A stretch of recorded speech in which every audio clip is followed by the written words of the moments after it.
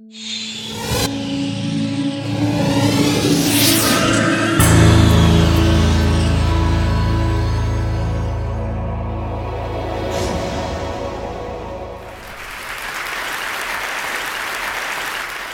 I'm going to talk about the simple truth in leadership in the 21st century. In the 21st century, we need to actually look at, and what I'm going to actually encourage you to consider today, is to go back to our school days when we learned how to count. But I actually think it's time for us to think about what we count. Because what we actually count truly counts. Let me start by telling you a little story. This is Van Quash. She came to this country in 1986 from Vietnam. She changed her name to Vivian because she wanted to fit in here in America. Her first job was in an inner city motel in San Francisco as a maid. I actually happened to buy that motel about 3 months after Vivian started working there. So Vivian and I have actually been working together for 23 years. With the youthful idealism of a 26-year-old, in 1987, I started my company and I called it Joie de Vivre, a very impractical name, and because I actually was looking to create joy of life. And this first hotel that I bought, motel, was a pay-by-the-hour, no-tell motel in the inner city of San Francisco. As I spent time with Vivian, I saw that she had sort of a joie de vivre in how she did her work. It made me question and be curious, how could someone actually find joy in actually cleaning toilets for a living? So I spent time with Vivian, and I saw that she didn't find joy in cleaning toilets. Her job, her goal, and her calling was not to become the world's greatest toilet scrubber. What counts for Vivian was the emotional connection she created with her fellow employees and our guests.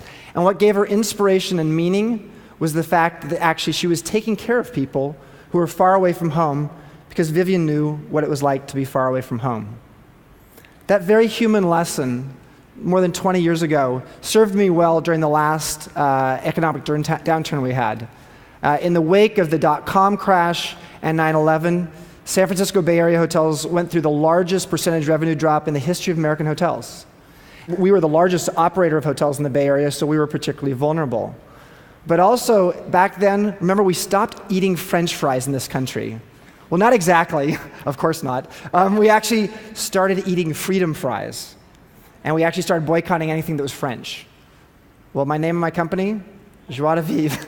So I started getting these letters from places like Alabama and Orange County saying to me that they were going to boycott my company because they thought we were a French company. And I'd write them back and I'd say, wait a minute, we're not French. We're an American company. We're based in San Francisco. And I'd get a terse response, oh, that's worse.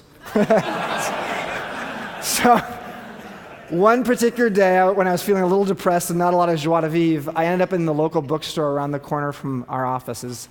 And I initially ended up in the business section of the bookstore looking for a business solution. But given my befuddled state of mind, I ended up in the self-help section very quickly. And that's where I got reacquainted with Abraham Maslow's hierarchy of needs. I took one psychology class in college, and I learned about this guy, Abraham Maslow, as many of us are familiar with his hierarchy of needs. But as I sat there for 4 hours, the full afternoon, reading Maslow, I actually recognized something that is true of most leaders. And one of the simplest facts in business is something that we often neglect, and that is that we're all human. And each of us, no matter what our role is in business, actually has some hierarchy of needs in the workplace. So as I started reading more Maslow, what I actually started to realize is that actually Maslow, later in his life, wanted to take this hierarchy for the individual and apply it to the collective, to organizations, and specifically to business. But unfortunately, he died prematurely in 1970, and so he wasn't really able to live that dream completely. So I realized in that dot-com crash that my role in life was to channel Abe Maslow. And that's what I did a few years ago when I actually took that 5-level hierarchy of needs pyramid and turned it into what I call the transformation pyramid, which is survival, success, and transformation. It's not just fundamental in business, it's fundamental in life. And we started actually asking ourselves the questions about how we were actually addressing the higher needs, these transformational needs for our key employees in the company.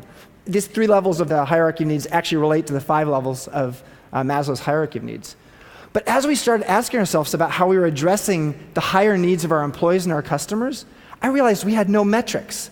We had nothing that actually could tell us whether we were actually getting it right.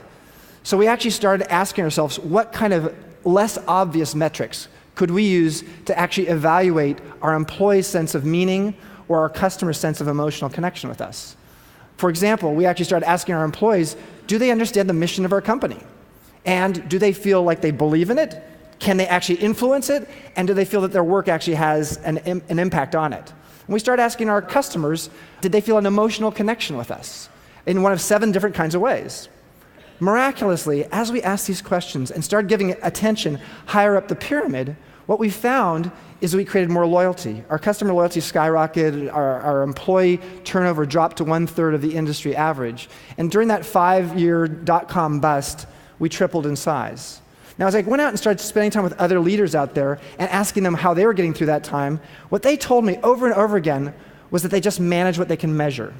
And what we can measure is that tangible stuff at the bottom of the pyramid. They didn't actually even see the intangible stuff higher up the pyramid. So I started asking myself the question, how can we get leaders to start valuing the intangible? If we're taught as leaders to just manage what we can measure, and all we can measure is the tangible in life, we're missing a whole lot of things at the top of the pyramid. So I actually went out and studied a bunch of things, and I found a survey that showed that 94% of business leaders worldwide believe that the intangibles are important in their business. Things like intellectual property, their corporate culture, their brand loyalty, and yet only 5% of those same leaders actually had a means of measuring the intangible in their business. So as leaders, we understand that intangibles are important, but we don't have a clue actually how to measure them. So here's another Einstein quote: "Not everything that can be counted counts, and not everything that counts can be counted." I hate to argue with Einstein, but if that which is most valuable in our life and our business actually can't be counted or valued, are we going to spend our lives just mired in measuring the mundane? It was that sort of heady question about what counts that led me to take my CEO hat off for a week and fly off to the Himalayan peaks. Fly off to a place that's been shrouded in mystery for centuries, a place some folks call Shangri-La, that's actually moved from the survival base of the pyramid to becoming a transformation role model for the world. I went to Bhutan. The teenage king of Bhutan was also a curious man, but this was back in 1972, when he ascended to the throne 2 days after his father passed away. At age 17, he started asking the kind of questions that you'd expect of someone with a beginner's mind. On a trip through India, early in his reign as king, he actually was asked by an Indian journalist about the Bhutanese GDP, the size of the Bhutanese GDP. And the king responded in a fashion that actually has transformed us 4 decades later. He said the following. He said, "Why are we so obsessed and focused with gross domestic product? Why don't we care more about gross national happiness?" Now, in essence, the king was asking us to consider an alternative definition of success, what has come to be known as GNH, or gross national happiness. Most world leaders didn't take notice, and those that did thought this was just Buddhist economics. But the king was serious, and this was a notable moment, because this is the first time a world leader in almost 200 years had suggested that intangible of happiness. Again, that leader 200 years ago, Thomas Jefferson with the Declaration of Independence, 200 years later, this king was suggesting that intangible of happiness is something we should measure, and it's something that we should actually value as government officials.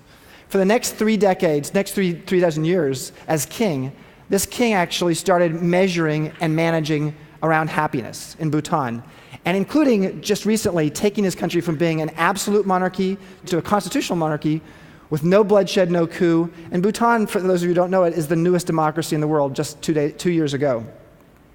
So as I spent time with leaders in the GNH movement, I got to actually really understand what they were doing, and I got to spend some time with the prime minister. Over dinner, I asked him an impertinent question. I asked him, how can you create and measure something which evaporates? In other words, happiness. And he's a very wise man, and he said, listen, Bhutan's goal is not to create happiness. We create the conditions for happiness to occur. In other words, we create a habitat of happiness. Wow, that's interesting.